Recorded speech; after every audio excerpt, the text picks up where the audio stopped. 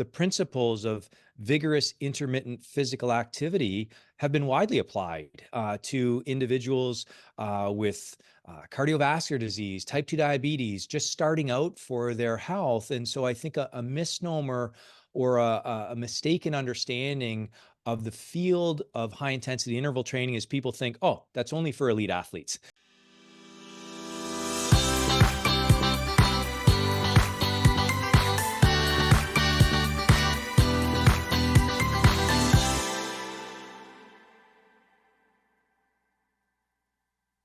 All right, welcome back everyone for another wonderful episode of Let's Move Canada. We're your hosts, Dana and Luigi from the Canadian Health and Fitness Institute, and today's episode will be amazing because we have a very special guest for you.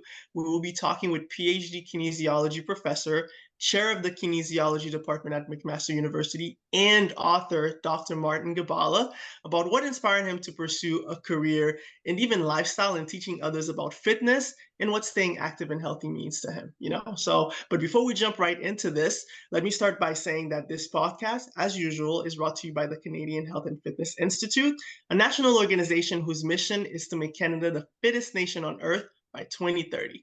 And with this as a goal, our podcast aims to raise awareness about physical and mental health. And finally, that brings us to today's special guest. Again, Dr. Martin Gabala, PhD, is a professor as well as the chair of the kinesiology department at McMaster University in Hamilton, Ontario, Canada. Dr. Gabala's research on health benefits and high-intensity interval training has captured global scientific interest. And Dr. Gibala has even published more than 100 peer-reviewed articles, the result of which have been featured on many different platforms and outlets, including the New York Times, the Wall Street Journal, CNN, NBC Nightly News, etc. And he's frequently invited to speak to international scientific meetings, which he very much enjoys and which he brings his own excellence in. And he's also very interested in science communications, so much so that he co-authored a book for the general public on exercising efficiently. The book is called The 1 Minute Workout. Science shows a big way to get fit that's smarter, faster, and shorter. And when he's not writing a book or peer-reviewing articles, beyond the lab, Dr. Gabala tries to practice what he preaches by enjoying a physically active life. And his go-to workouts are cycling and training and doing weight body training. Welcome. Thank you so much, Dr. Gabala, for being here. Thanks for that very kind and generous introduction. Great. So the first thing we want to know is, how did your interest in health, fitness, kinesiology, all of that, where did it begin? Were you very active growing up as a child? Yeah, just a little backstory. Yeah, so, people get into kinesiology for lots of different reasons, but for me, certainly I enjoyed sports as a child. And so that initially drew me to the field of kinesiology. I was actually accepted into architecture school. And then at the last minute in high school, I changed my mind and went, this kinesiology area sounds very interesting. And I was very much inspired by a high school teacher whose name was Don Hollerhead. He was, captivated by the area of kinesiology. He really got me into it. And so that was sort of a last minute left turn that got me into this area. And then when I started kinesiology, I was very drawn to the area of physiology. I had a second year professor at the University of Windsor who taught me a physiology course, and that really stimulated my interest. And so it was this combination of, I was very much a middling athlete, but trying to become a better athlete through learning a little bit about the science of exercise, and really the physiology area is what captured my interest. Sounds amazing. Really cool. What sports were you into? Yeah, so I played baseball, I played football, I got into triathlon. I actually ran cross country and track field at the University of Windsor for a couple of years, but again, very, very middling. I was not someone who counted for their points or anything like that, but certainly, and now I wish in hindsight I played ice hockey more, because now I play a weekly pickup ice hockey game, and I wish I was a better ice hockey player, but it's one of those sports that you can continue to get better at, and one of the few sports I think that you can really maintain in a team setting for a long time. So I quite enjoy my weekly pickup ice hockey game now. So you're playing it's like a team sport right now? Every once a week. Correct. Yeah, it's a pickup group of the same about 20 players, and we get together Friday afternoons, and it's just a great way to finish Oh, the that's so week. And fun. so I Yeah. Sounds like actually a don't know, lot of does that fun. count as play or does that count as structured exercise? For me, I think it's a little bit of both. A solid Yeah. balance. How long have you been playing it for? Probably about 10 years now, probably more than that. Wow. So our kids played ice hockey, and so that got my wife and I both into it. She's a soccer player, but now the whole family plays, and we really enjoy it. I think it's great because you're doing all the exercise and all of, that you should be doing, but it feels like fun. It feels, you're not thinking about it. It's just enjoying it, right? I think that's the trick at the end of the day, isn't it? Exactly. That's a secret right Absolutely. there. Of course, and for everyone listening out there, you know now that if there's a sport that you want to do as an adult that you want to continue, ice hockey might be the way to go for you. So please don't forget it. Dr. Gabala, you talked about how your interest really shifted from high school and getting into college. We're very curious to know about your journey building a career at McMaster University. Like, how did you get to where you are today? Yeah, so I probably like a lot of young professors getting into it, you really didn't know what you're getting into. But very much I think a professor is you juggle lots of different things, and on the research side, it's a little bit like running a small business. You have to generate money, you have to generate income to fund your research, you have to manage communications, you have to promote. So you have a marketing department to try and attract grants. You manage human resources and various communications. But when I first got into it, what drew me to the area of interval training and its benefits was really a personal and a professional interest. The personal interest was I was a very busy young assistant professor. I had a working spouse. We had two young children at the time. And so, quite ironically, for a professor of exercise physiology, I found myself with very limited time to be Mhm. active. And so I started researching more about and reading about the benefits of brief, vigorous physical activity. And that dovetailed with a professional interest. For a long time, I've taught a course on the integrative physiology of human performance.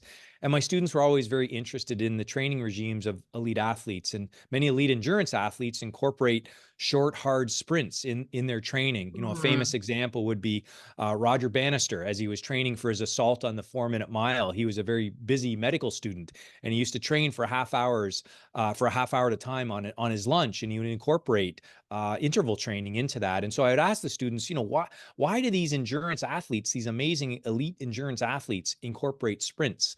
And it was a way to sort of introduce them to the underlying biochemistry and the regulation of metabolism that was involved. And so really it was a combination of those two things that has led on a research journey that has spanned 20 years and has broadened out into various other areas as well.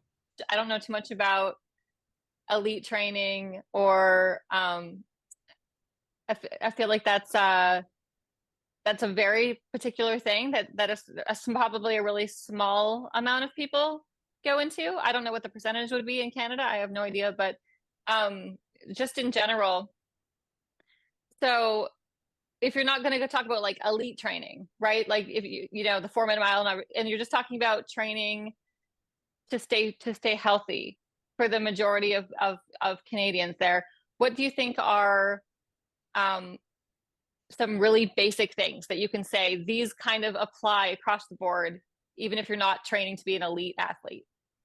Yeah, and so I think even the demographics of our students that have come into kinesiology, it's broad and it's widened over the years. And so whereas a lot of Mhm. students initially were interested in sport, 20, 25 years ago, a lot of students were coming into our program because they were interested in potentially a physical education career as a high school teacher. And now we have students that are broadly interested in health. And so to answer your question, it's really just a spectrum. The underlying physiology is the same. And so elite athletes are on a very far end of the fitness spectrum, but the same principles can apply to many different individuals, including those at the other end of the spectrum. And so the principles of vigorous intermittent physical activity have been widely applied to individuals with cardiovascular disease, type 2 diabetes, just starting out for their health. And so I think a misnomer or a mistaken understanding of the field of high intensity interval training is people think, oh, that's only for elite athletes. It couldn't be widely applicable. And we know now, or it definitely is. And so, something as simple as interval walking, right? Where if your only exercise is walking around the block with your partner at night, there's research to show that picking up the pace for a few light posts and then backing off, as simple as that sounds, that's an example of interval training for regular people. And there's small randomized controlled trials to show that actually that style of exercise, intermittent walking, may be better for you if you're a 60-year-old person who has type 2 diabetes and overweight, in terms of enhancing your fitness, enhancing your blood sugar control. So that's not to say that everyone should do high intensity interval training or it's the best way to train, but it speaks to this idea that many more people than we think can do vigorous intermittent styles of physical activity. And it's not only for elite athletes, and it's not only this as hard as you can go gut busting type exercise. Right. So HIIT, I mean, they shorten it to HIIT, right? High intensity interval training is applicable. Anybody can do it. It's not just for elite athletes. It's very beneficial. And there is something with resistance training, right? Because a lot of people focus mostly on cardio. And do you have any advice about like whether, you do mostly cardio or resistance training has to be in there or anything like that? Yeah, I think it's fair what you said, that broadly people think about exercise, they think about cardio exercise, but I'd take it back to what do the physical activity guidelines tell us to do, right? And so if we look at Canadian 24-hour movement guidelines, it's suggesting that we do 150 minutes a week of moderate to vigorous physical activity. That doesn't have to be structured exercise. That can be walking exercise or activities of daily living. That's the sort of the aerobic or cardio side of things. And in addition to that, we should be doing 2 strengthening activities a week. That doesn't mean going to the gym and lifting heavy weights. It just involves resistance-based exercise that very much could be bodyweight style exercise, simple things like lunges and air squats. So there's many different ways to incorporate what's recommended to us without fancy equipment, without special clothing, without necessarily doing it in a special place. It's it's really just movement, isn't it? And it's coming back to the types of movement that we should be doing, but we can easily incorporate it into our activities of daily living, I think. Maybe so people that go for walks, and that would be their cardio, if you're going for a walk maybe once a day, maybe once every 2 days, and then maybe incorporating resistance bands or something into your house, that's a lot of people could do, right? Because not everyone's going to get to the gym and lift weights. I just know that they just won't do it, right? So finding ways that will help, that will actually happen is a big part of this, I think. So tell us about the book, your 1-minute workout book that's gone everywhere. Want to hear about it? And then 1 minute sounds great. Yeah. So the title of the book comes from research that we've done where we had people engage in 3 20-second hard efforts. So typically the time commitment was about 10 minutes, but within that 10-minute time commitment, a little bit of warm up, a little bit of cool down, a lot of recovery in between the hard efforts. But it was really just 3 20-second bursts of vigorous exercise. A lot of our studies are done on a bicycle for lots of different reasons. We can quantify work and power and all of this stuff, but the type of exercise doesn't matter. And so really the book was to talk to people about the benefits of brief, vigorous, intermittent physical activity, drawing on, that elite athletes have done this for a long time. Many of the things that we've talked about already in the interview is just trying to break down some stereotypes and barriers. And first of all, make the point to people that the physical activity guidelines are great. They're based on a lot of good science, but a lot of people cite time as a major barrier to being physically active. And so it was really a reminder that every little bit counts. There is, at the time I wrote the book, a lot of emerging evidence, and now we've just have more and more evidence showing the benefits of even small amounts of physical activity generally. And if we're going to do very small amounts, maybe trying to get into that vigorous range. And so what does that mean? Maybe on a on a 10-point scale, you're getting into a 7 or 8 out of 10, whereas traditional moderate intensity cardio is about a 5 or 6. We talk about the talk test. And so rather than being able to engage in a conversation like we're having now, that would be a moderate pace. If we could only get out a few words, getting into that physical activity intensity range. And again, just really emphasizing this point that every little bit counts. If we look at the physical activity guidelines, we used to suggest to people that they had to engage in bouts of activity that lasted 10 minutes or more in order for it to count. And that was never really based on good science. And the most recent iterations of the guidelines, the World Health Organization, the Canadian guidelines, United States guidelines, they've all really eliminated that previous requirement, in part because of the evidence showing that very small amounts of physical activity are beneficial. And so really the book was just talking about the evidence around this. I interviewed various experts who talked about the application in individuals with cardiovascular disease, type 2 diabetes, talking about some of the psychology, to behavioral experts. How can we get people to be motivated to potentially engage in exercise? And so really the book was an exploration or a consideration of all of these areas. This is really good news, actually, because for a lot of people, right? Because I can see people hearing 150 minutes in a week and going, oh, I cannot do that. There is no way that's happening, right? But knowing that even less than 10 minutes is going to make a big impact on your health, that is really good news for people, I think. So I think we'll put this book up also on our website so everyone can see it. Absolutely. But that's inspiring and just a bit relief. The evidence is striking, and again, the physical activity guidelines based on really good science, but you're right, for a lot of people, 150 minutes a week does sound quite daunting. It's only a few percentage points of our total week, but many folks are very busy, right? There's a lot of challenges that we have.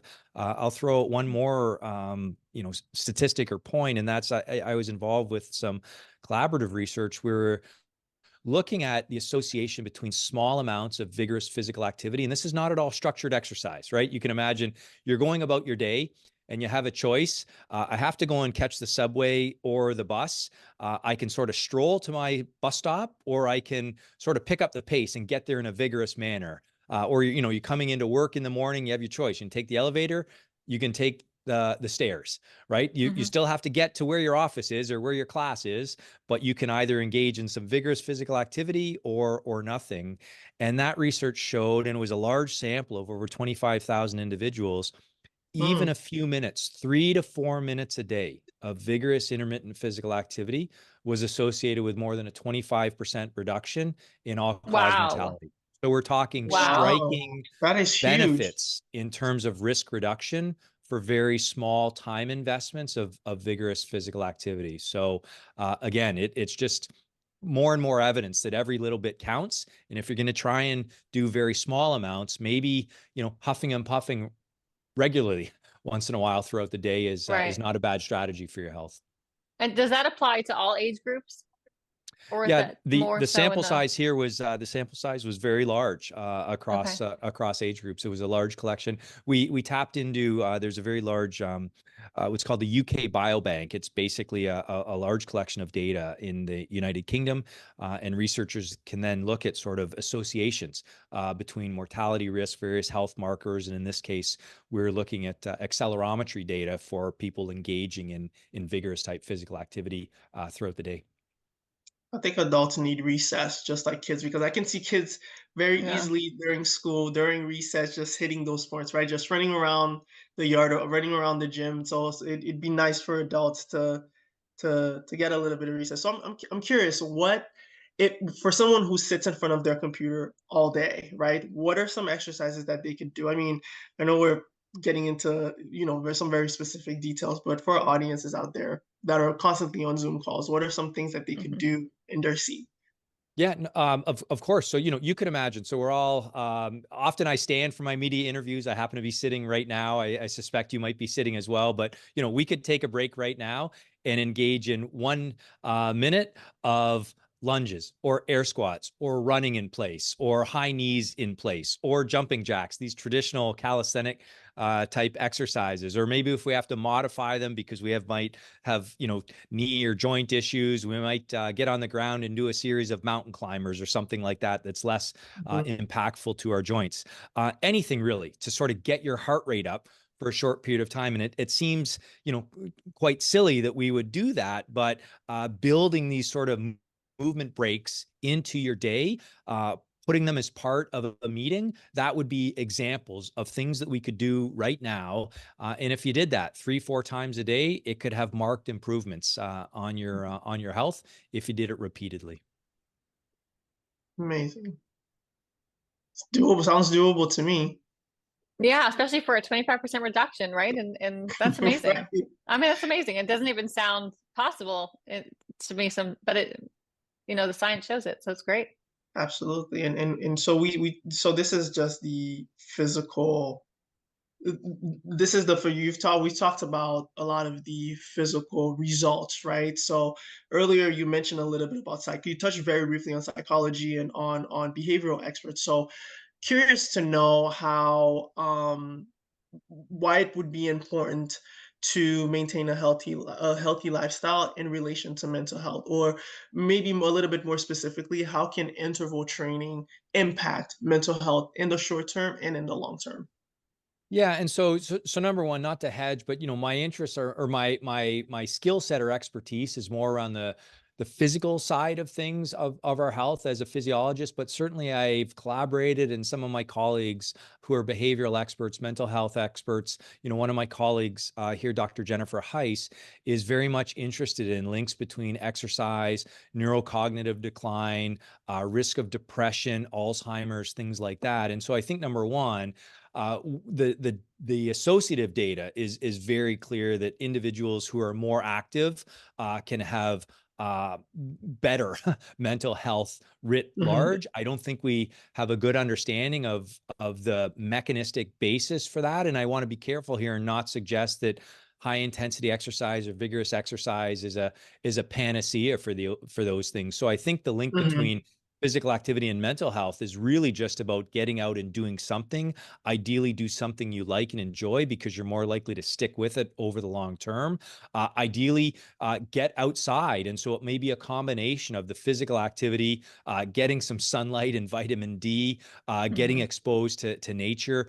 All of these things, I think, can be associated with the importance, linking it back to a healthy lifestyle. But also we know that physical activity breaks while children or students are learning can be associated with some improvements in test scores. And so, building physical activity breaks into the day may benefit student learning in that. And so, again, just more and more emerging research around these associations between various types of physical activity and various indices of health, including mental health and brain health.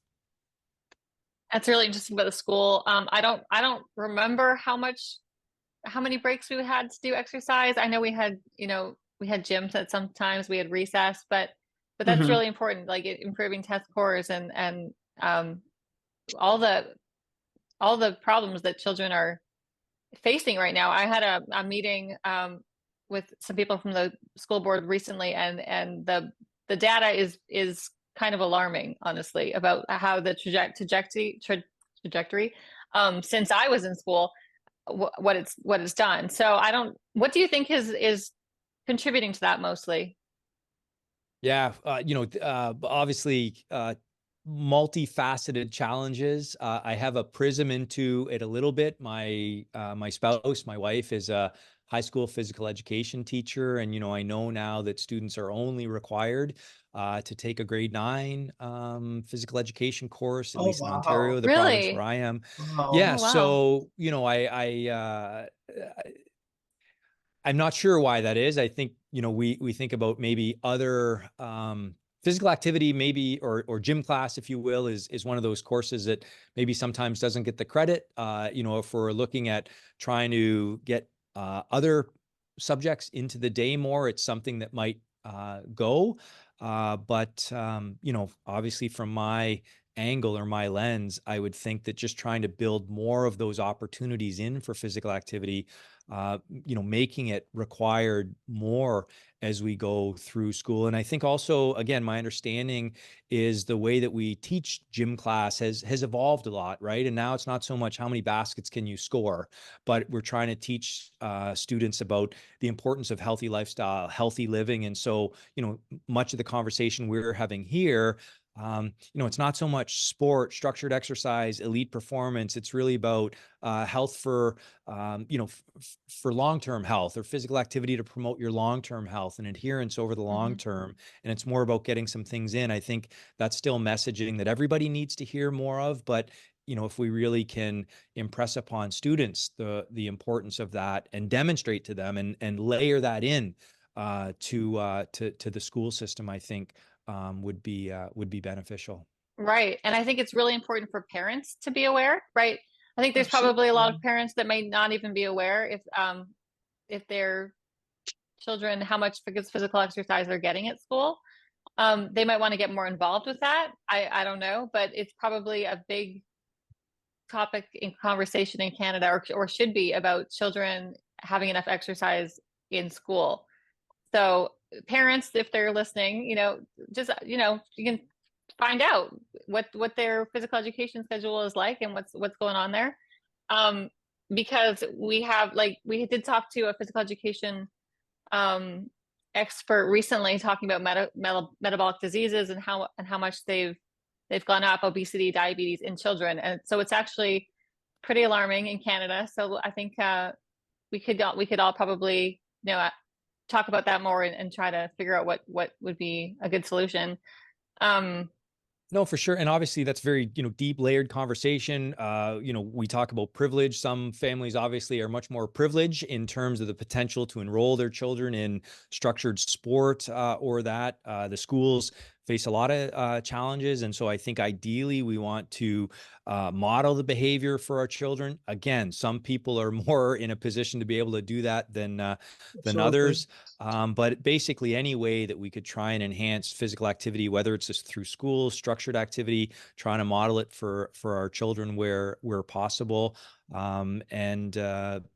Just making it more important for them. And again, there's no simple answers to this, right? If we had those answers, I think we'd be doing it.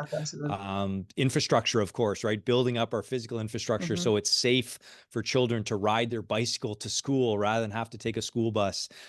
So by no means are these novel suggestions, and the task is quite daunting. But again, boiling it back to, we have a lot of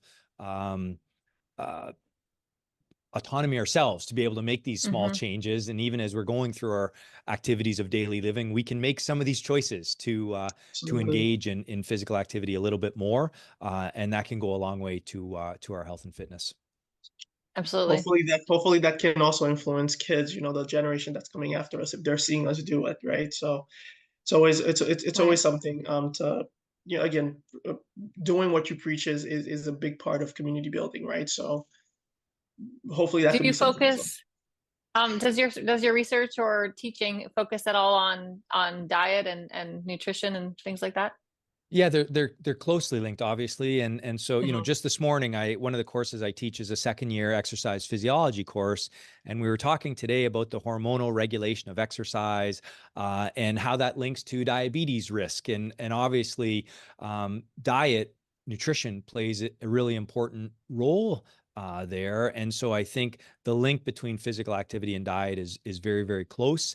What I tend to tell my students is we primarily control our body mass, body size, body composition through nutrition, and we primarily control our fitness level through physical activity. And so, I think a common narrative, or why, we encourage people to exercise so they can lose weight. And we know that's actually extremely challenging for individuals. And many people get frustrated because they engage in exercise and they don't lose weight, but their metric is only the number on the scale. And so ideally, we want to remind people, no, it's about fitness, irregardless of the number on the scale. If you can boost your fitness by even 10%, you markedly reduce your risk of diabetes and cardiovascular disease and all-cause mortality. So if we can remind people of that, they're both important, but each sort of does their own thing. And regardless of the number on the scale, if you can boost your fitness, you can improve your overall health, even if that number is not changing a lot on the scale. Right. That And goes even a a few lot. minutes. Yeah, sorry, go ahead, No, no, Luigi. no, go ahead. Yeah, that goes a lot into building your relationship with physical activity because it's so easy to start working out, to stop working out, New Year's resolution, everyone kind of just jumps on it, and then within a few weeks people, get off of it. And it's what I'm hearing is it's really about building your relationship. Like to your point earlier, doing something that you like rather than just doing it where it feels like, some like a duty, like something you have to do, right? It's something that's interesting. Like developing relationship with physical activity is very much at the core of maintaining it for sure. Yeah, and again, if we can, I think if we can start children when they're young, they get a healthy relationship with physical activity, ideally a healthy relationship with nutrition as well. But we think about what turns students off from being engaged in physical activity. Maybe they have a negative sport outcome, right? Or they're that student that's Hmm. picked last in class, or it's their body size, or looking in the mirror, and so again, it's these negative messages that students are hearing. And if we can sort of change that narrative a little bit, and it's not just about your sport performance, it's about your longer term health. It doesn't matter how you look. You can be healthy on the inside, even if you're maybe a little bit heavier on the outside, and that's totally okay. Again, not novel ideas or suggestions here, and I don't know the best way to achieve all of that, but I think that should be the goal that we're working to. And ideally, if we can get kids realizing the importance of that when they're young, that can carry through their older years as well. Right. Okay. Well, this is all such good information. And for anyone that feels overwhelmed by working out and getting tons of exercise, I hope this is relieving for you. Read the book, 1 Minute Workout. I'm definitely going to read it. That's inspiring for me, helpful for me, because I get stuck in front of the computer and I will stay there all day. It's a problem for sure. I understand. What are some, this is totally off topic, what are some other interests and hobbies you have in life? Yeah, and so definitely fitness and health is sort of layered through much that I do, but family is really, really important. And so I doing the daily walk with our dog and my wife is really, really important. But my interest would be around cooking, around travel. I'm very much a news junkie. I tend to be a bit of a political junkie as well, and so I'm trying to expand my reading beyond newspaper articles, and trying to read a bit more for pleasure, although that tends to be nonfiction and biographies and stuff like that. But I really like cooking. It's something that I find relaxing and gets my I mind love off cooking too. work and things like that. I love it So too. Same Yeah. here. yeah. Same here. What is your favorite cuisine or favorite to-go dish? Oh, again, linking it back to the health, trying to get away from a little bit more red meat, and so trying to experiment more with cooking fish, playing around with the idea of flexitarian, and so getting a little bit more into vegetarian cuisine, which increasingly means broadening out from traditional North American cuisine and learning a little bit about other cultures and that. So just experimenting with legumes and beans and things that I traditionally have not cooked with a lot, sort of getting into those areas and learning about other ways of preparing food, all with an idea of trying to maybe reduce certainly the red meat intake a little bit, and again, a little more, vegetarian a couple days a week at least. Experimenting that way with my cooking, I've found very, very engaging and very relaxing. Very aligned with what we've been hearing, Dana. I know Dana and I have talked a lot about staying away from processed food as well as red meat. So I think both of us have looked into we've gotten it's not erythritol, a monk fruit, Hmm. which is like you get no calories, but you get the sweetness and everything, and it's just been life changing because I think a big thing with me, as maybe it is with you, is taste, right? Like the taste has to be there. If not, then I just derail. So it's important Oh to no, it's flex a great. little bit. I used it yesterday. It's great. And I've been like quinoa. Quinoa is a staple in my house now, right? Like And I was like, oh, my husband's gonna hate this because all he wants to eat is steak and potatoes, right? He loves quinoa salad. He is obsessed. Sounds It's great. amazing. So yeah, just like, and then like trying, when you're saying trying flavors from maybe other countries, there's so many different spices they use. You try to cook, you know, Indian food, they have all of it is one flavor. Then you can go to Asian food. Like it's amazing. And there's so much available, and there's so much good, healthy food to make. We make all our dinners and everything from scratch. It's just it's way healthier and tastes better. It just tastes better, right? So yeah, I'm all about the cooking. I love that. And also, you know, reading nonfiction and autobiographies. I find that super interesting also. Yeah, very And cool. it saves you some Very money as well, well-rounded. right? You know, going back to this idea Absolutely. of students of that, if students can learn to Oh cook a yeah. little bit, right? General Oh basic yeah. life skills, it really sets you up. It saves some money and hopefully building some good habits that are going to help you throughout your life. Oh, I think we could spend the same amount on groceries for a week that, you know, going out for dinner a couple nights, right? Like it's my biggest piece of advice would be learn how to cook For sure. for health Make it and fun. for, Make it fun too. yeah. Don't make it just something to do. Just make it fun if you can. You know, not to Yeah. get too corny, but we talk about on the exercise side or physical activity, expanding out the movement menu, right? So just like when we have nutrition, ideally we like many different food choices, what speaks to our palate even on a given day. And so, you know, the traditional 150 minutes a week or getting on the treadmill and jogging for 45 minutes, that's fine, but we certainly wouldn't want to have that all the time. And so if we can sprinkle in these other types of movement menu choices that people can select from periodically, that's the idea. You know, and the latest ideas, you know, these exercise snacks, sprinkle in these exercise snacks through the day. We think of snacking as being bad for us, but if it's a physical activity or an exercise snack, sprinkling those in through the day, that can be very beneficial for us. Yes. Amazing. If that's not already in the book, I'm hearing a potential other book, Dana. I don't know about you. All right. So really, to bring us to a close, we have one more question for you. And that is, if you could change one thing today in Canada related to health and fitness, what would it be?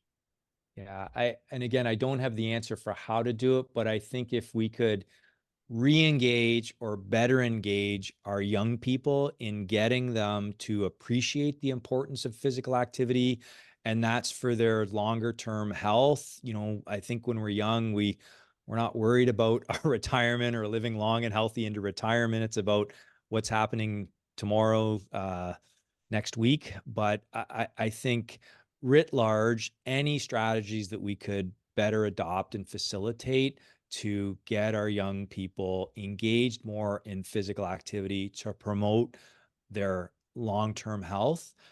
And so that could be some of the ideas we've talked about today, you know, in the school system, through infrastructure, making it easier for busy parents to engage their students, or sorry, their children in physical activity. You know, if I had a magic wand, I think that would be one thing that that I would like to see changed. Because, you know, as we've talked about, looking at the trajectory right now, we're sort of going in the wrong direction. And so if we could arrest and reverse that and sort of get it trending positive again, that would be, I think, just huge. And, you know, the last point to that is, I'll often tell my students, like, if we can get healthier, you know, that reduces risk for type 2 diabetes, that reduces risk for cardiovascular disease, that reduces the reliance on pharmacare and the medications that we need and so think about that money and how it could be invested elsewhere, rather than trying to, you know, get people healthier due to a lack of physical activity. The payoff could be enormous. For sure. And your investment in just the quality of life, right? In your own quality of life, because health is, when you don't have your health, it is awful. Absolutely. Right? That's a really important thing. But yeah, of course, the cost of the healthcare system and everything like that. So that is a great point. Let's focus on the young people of the country and how to really inspire them, motivate them, and see what we can do. And it takes a community, right, to bring to really help influence them. So everyone is included. No, no one is left behind. So that's such a great message, such a powerful message. And with this, we just want to thank you so much for being here. Thank you for coming on our podcast and for sharing your knowledge, your interests, your insights, and everything. We had a really good discussion. So thank you so much for that. Yeah, thanks for your Yes, interest in my thank work. you. Thanks for your enthusiastic questions. Really appreciated the opportunity, and really appreciate science communication, knowledge translation forums like what you're engaging in here. I think it's really important, and so I hope that viewers, listeners can appreciate our conversation, and hopefully there's a few tips or tidbits in there for them. But thanks again for your interest in my work. No, of course. And thank you to everyone that tuned in into this episode. Again, we're your hosts, Dana and Luigi. Make sure to follow Dr. Gabala on his website at www.bartongabala.com. We'll make sure to include it so that, we're not making any mistakes. And his website has links to his YouTube channel, Facebook page, his X account, formerly Twitter account. And you can check all of his stuff out. Anything about courses, about his book specifically, you'll find it there as well. And do not forget to check us out, our Instagram at Let's Move Canada for latest updates. And feel free to head over to chfi.fit to learn more about our mission as an organization. Don't hesitate to DM us if you have any ideas for any other potential speakers or if you want to be featured on our podcast. And with this, we leave you. Thank you so much and stay awesome, healthy, and active.